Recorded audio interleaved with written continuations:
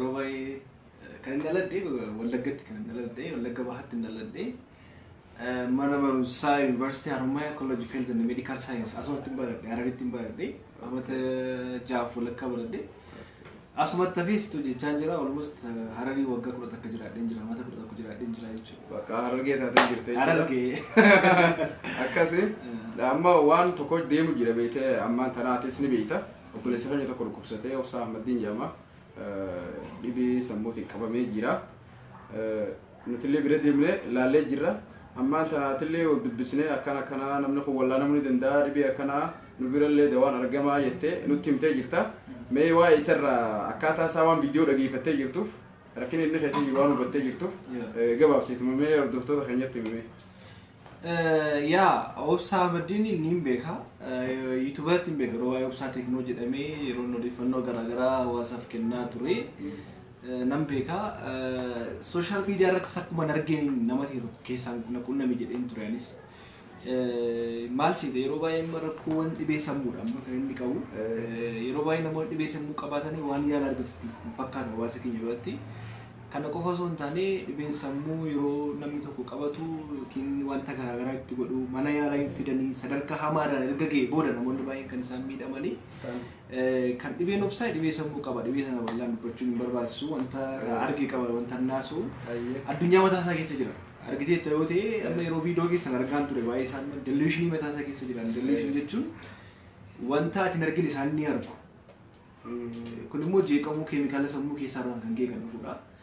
Keemikaalli sammuu keessaa kun sababa garaagaraa kan kee qabu. Yeroo baay'ee namoonni jinnii fa'aa jedhu beektee qoricha fa'aa nyaachisan jedhu. Sigalee actually qorichoonni tokko tokkos kan sammuu namaa irratti miidhaa geessan jiraachuu danda'u. Garuu maallaa keemikaalli sammuu isaa keessa jiru kun yookiin immoo neurotransmitters kan jennu kun imbalance yoo isaan ta'e yommuu isaan jeeqamanii namni tokko dhibee kanaaf saaxilamuu danda'a jechuudha. Obsaa nama fakkeenyaaf amma wanta ati hin argin tokko hin arga inni. Wanta inni godhu isaaf sirriidha. Isaafi wanta inni gochaa jiru suni wanta inni dubbatu sirriidha. Amma inni bishaan keessa fa'aa bu'ee itti utaale yaadaan baay'ee bishaan itti utaale. Maaliif utaale bishaan itti maal isin jedhee? Yaadaan bahuu fi fakkeenya namaa ta'uu fi. You see namoonni akkasii jiru sigalee amma fakkeenyaaf amma kuni mallattoowwan dhibeewwan kanneen dhibee kana bal'inaan haasoo barbaadee miti waa'ee dhibee kanaa iccitii dhibee dhukkubsaa tokko himuun gaarii miti. Kanaaf gabaabumatti beekamaadha namni kamiyyuu dhibee sammuudhaan akka inni qabameeru beekamaadha. Dhibeen sammuu waan qabuuf dhibee sammuu kanarraa immoo yaalamuu ni danda'ama beektee namni keenya baay'ee nama yeroo iddoo garaagaraa deemaa sadarkaa hamaarraan erga ga'ee booda dhiibbaa guddaa erga geessisee booda akka qullaa buusee karaarra deemuutti kan eegan jiru beektee akkas kanaaf obsaan hin beeka dhibee kanaan qabamee jira yaaliin ni jira an akkuma beekamu Harariin jiraadhaanii namni baay'een kan beeku hawaasa keenya wanta dubbachuu barbaadu yaalii ni qaba yaaliin gorsa yaala xiinsammuus ni jira qorichaan kan kennamus jira. Sigalee kanaaf mana yaalaa yeroodhaan tuufi mana yaalaa yommuu yeroodhaan dhufutti immoo dafee yaala argata bakka barbaachisu hundumaatti anillee kallattii hundumaan sappoortii gochuudhaaf biran jira hakiimota hospitaala keenya jira hospitaala Yetufaanaa keessan hojjedhaanii hospitaala sana geessinee yaalii barbaachisu gochuuf ni dandeenya. Kanaafuu maatiin dhiibbaa tokko kan isaan godhu jiraniin argee jira mana hakimaa geessuun barbaadan mana hospitaala geessuun barbaadan ofii isaaniitti fa'aa deemanii dawaa fuudhuuf barbaadan yookiin sheekota fa'aa bira geessu fedhanii sheekota birallee geessanii jiranii mana yaalaatti saguuta akkaataa jette geessuunis bareeda yeetii yaada. Kun kanumaan akkasuma isinii galu jechuudha. Kanaaf gabaabumatti adufuu maatiin erganii yaaliin barbaachisu ni kennamaaf ani immoo fasiliteet nan godha jechuudha. Isinii galee jira. Kan biraa torbee dhufutti ala guyyaa alaadaa konsertii qopheessuu jirta jechuudha geenyee jirra. Konsertii ala akkamiin qopheessuu jirtame? Yaa yeroo bijee haalli dhufu kana sagantaa eebba kitaabaati. Konsertii eebba kitaabaa jechuudha. Sagantaa eebba kitaabaa qopheessuu jirra. Uummanni Harargee egaa yommuu Finfinneetti eebbisiisu akkamitti biyya kee dhiistanaan jechuu jiru beekte. Anillee biyya kiyya Harargeetti qopheessuudhaaf sagantaa addaatiin qopheessuu jirra. Kanaaf namni hundumtuu haalli ganama za'a afurii kaasee galma tiitaayitti ni beeksifna miidiyaa hawaasummaa irratti namni hundumtuu akka argamu namni hundumtuu irratti argame sagantaa guddaadha waliin sagantaa bohaartii garaagaraa namoonni hedduun ni argamu irratti ittiin bohaaraa kitaaballee fudhattanii galtu isin jechuu barbaada. Hordoftoota keenya ilmaan Oromoo ka addunyaa gubbaa jirtan jechuudha hordoftoota osoo hin ta'in Oromummaan addunyaa gubbaa jirtu qabadha. gabaabumatti isinii jira konsertiitti taan fuuldura duraan bal'inaan itti dhuftanii wanni nama rakkisuun jiru asumatti argamuu qofa jechuudha amma. Namni asumatti argamudha bakka. Namni haa dhufuu tikeettiin barbaachisu dhufanii kitaaba fudhatanii galu. Bakka. Kanuma akkasii biraa miti. Okay galatoomii ganaa yeroo biraa waan viidiyoo dhedheeraa kana yeroo biraa walitti deebina amma ergaa gabaabduu sana namayyuu walii qooda wal biraan geessanii jenna galatooma.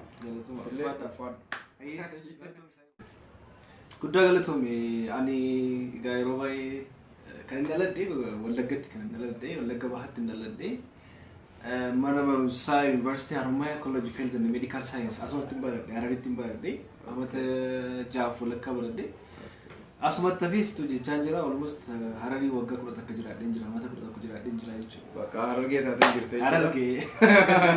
Akkasii amma waan tokko deemu jira beekte ammaan tanaatis ni beekta.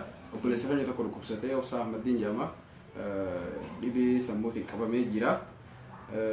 Nutillee bira deemnee laallee jirra. Ammaan tanaatillee ol dubbisnee akkana namni kun wallaanamuu ni danda'a dhibee akkanaa nu birallee dawaan argamaa jettee nutti himtee jirta. Mee waa'ee isarraa akkaataa isaa waan viidiyoo dhageeffattee jirtuuf rakkina inni keessatti waan hubattee jirtuuf gabaabsiitu mee hordoftoota keenyatti himee. Yaa Obsaa Ahmadiin niin beeka yuutuubarratti hin beeka yeroo waa'ee Obsaa Teknoo jedhamee yeroo odeeffannoo garaagaraa hawaasaaf kennaa ture nan beeka sooshaal miidiyaa irrattis akkuma argeen nama tokko keessaan qunname jedheen ture anis maal siite yeroo baay'ee rakkoowwan dhibee sammuudha amma kan inni qabu yeroo baay'ee namoonni dhibee sammuu qabaatanii waan yaala argatutti fakkaata hawaasa keenya biratti. Kana qofa osoo hin taane dhibeen sammuu yeroo namni tokko qabatu yookiin wanta garaagaraa itti godhu mana yaalaa hin fidanii sadarkaa hamaadhaan erga ga'e booda namoonni baay'een kan isaan miidhamanii kan dhibeen Obsaa dhibee sammuu qaba dhibee sana bal'aan dubbachuun hin barbaachisu wanta argee qaba wanta naasuu addunyaa mataa isaa keessa jira argitee yoo ta'e amma yeroo viidiyoo keessan argaan ture baay'ee isaan deluushinii mataa isaa keessa jiran deluushin jechuun wanta ati hin argine isaan ni argu kun immoo jeeqamuu keemikaala sammuu keessaa kan ga'e kan dhufudha. Keemikaalli sammuu keessaa kun sababa garaagaraa kan kee qabu. Yeroo baay'ee namoonni jinnii fa'aa jedhu beektee qoricha fa'aa nyaachisan jedhu. Galee actually qorichoonni tokko tokkos kan sammuu namaa irratti miidhaa geessan jiraachuu danda'u. Garuu maallaa keemikaalli sammuu isaa keessa jiru kun yookiin immoo neurotransmitters kan jennu kun imbalaansii yoo isaan ta'e yommuu isaan jeeqamanii namni tokko dhibee kanaaf saaxilamuu danda'a jechuudha. Obsaa nama fakkeenyaaf amma wanta ati hin argin tokko hin arga inni. Wanta inni godhu isaaf sirriidha. Isaafi wanta inni gochaa jiru suni wanta inni dubbatu sirriidha. Amma inni bishaan keessa fa'aa bu'ee itti utaale ji'aadhaan baay'ee bishaan itti utaale. Maaliif utaale bishaan itti maal isin jedhee? Ji'aadhaan bahuu fi fakkeenya namaa ta'uu fi. You see namoonni akkasii jiru si galee amma fakkeenyaaf amma kuni mallattoowwan dhibeewwan kanneen dhibee kana bal'inaan haasoo barbaadee miti waa'ee dhibee kanaa iccitii dhibee dhukkubsaa tokko himuun gaarii miti. Kanaaf gabaabumatti beekamaadha namni kamiyyuu dhibee sammuun akka inni qabameeru beekamaadha. Dhibee sammuu waan qabuuf dhibee sammuu kanarraa immoo yaalamuu ni danda'ama beektee namni keenya baay'ee nama yeroo iddoo garaagaraa deemaa sadarkaa hamaarraan erga ga'ee booda dhiibbaa guddaa erga geessisee booda akka qullaa buusee karaarra deemuutti kan eegan jiru beektee. Kanaaf Obsaan hin beeka dhibee kanaan qabamee jira yaaliin ni jira an akkuma beekamu Harariin jiraadhaanii namni baay'een kan beeku hawaasa keenya wanta dubbachuu barbaadu yaalii ni qaba yaaliin gorsa yaala xiinsammuus ni jira qorichaan kan kennamus jira. Sigalee kanaaf mana yaalaa yeroodhaan dhufuufi mana yaalaa yommuu yeroodhaan dhufutti immoo dafee yaala argata bakka barbaachisu hundumaatti anillee kallattii hundumaan sappoortii gochuudhaaf biran jira. Hakiimota hospitaala keenya jira hospitaala Yetufaanaa keessan hojjedhaanii hospitaala sana geessinee yaalii barbaachisu gochuuf ni dandeenya. Kanaafuu maatiin dhiibbaa tokko kan isaan godhu jiraniin argee jira. Mana hakiimaa geessuun barbaadan mana hospitaala geessuun barbaadan ofii isaaniitti fa'aa deemanii dawaa fuudhuufi barbaadan yookiin sheekota fa'aa bira geessu fedhanii sheekota birallee geessanii jiranii mana yaalaatti saguuta akka jette geessuunis bareeda yeetii yaada. Kun kanumaan akkasuma isinii galee jechuudha. Kanaaf gabaabumatti adufuu maatiin erganii yaaliin barbaachisu ni kennamaa fi ani immoo fasiliteet nan godha jechuudha. Isinii galee jira. Kan biraa torbee dhufutti ala guyyaa alaadaa konsertii qopheessuu jirta jechuudha geenyee jirra. Konsertii ala akkamiin qopheessuu jirtame? yaa yoo rabbi jee haala dhufu kana sagantaa eebba kitaabaati. Konsartii eebba kitaabaa jechuudha. Sagantaa eebba kitaabaa qopheessu jirra. Uummanni Harargee egaa yommuu Finfinneetti eebbisiisu akkamitti biyya kee dhiistanaan jechuu jiru beekte. Anallee biyya kiyya Harargee irratti qopheessuudhaaf sagantaa addaatiin qopheessu jirra. Kanaaf namni hundumtuu haala ganama za'a afurii kaasee galma tiitaayitti ni beeksifna miidiyaa hawaasummaa irratti namni hundumtuu akka argamu. Namni hundumtuu irratti argame sagantaa guddaadha waliin sagantaa bohaartii garaagaraa namoonni hedduun ni argamu irratti ittiin bohaaraa kitaaba illee fudhattanii galtu isin jechuu barbaada. Hordoftoota keenya ilmaan Oromoo ka addunyaa gubbaa jirtan jechuudha. Hordoftoota osoo hin ta'in Oromummaan addunyaa gubbaa jirtu qabadha. Gabaabumatti isinii jira konsertiitti taan fuuldura duraan bal'inaan itti dhuftanii wanni nama rakkisu hin jiru asumatti argamuu qofa jechuudha. Asumatti argamudha bakka. Namni haa dhufu tikeettiin barbaachisu dhufanii kitaaba fudhatanii galu. Bakka. Kanuma akkasii biraa miti. Galatoomii. Ganaa yeroo biraa waan viidiyoo dhedheeraa kana yeroo biraa walitti deebina. Amma ergaa gabaabduu sana namayyuu walii qooda wal biraan geessanii jenna. Galatooma. Galatooma.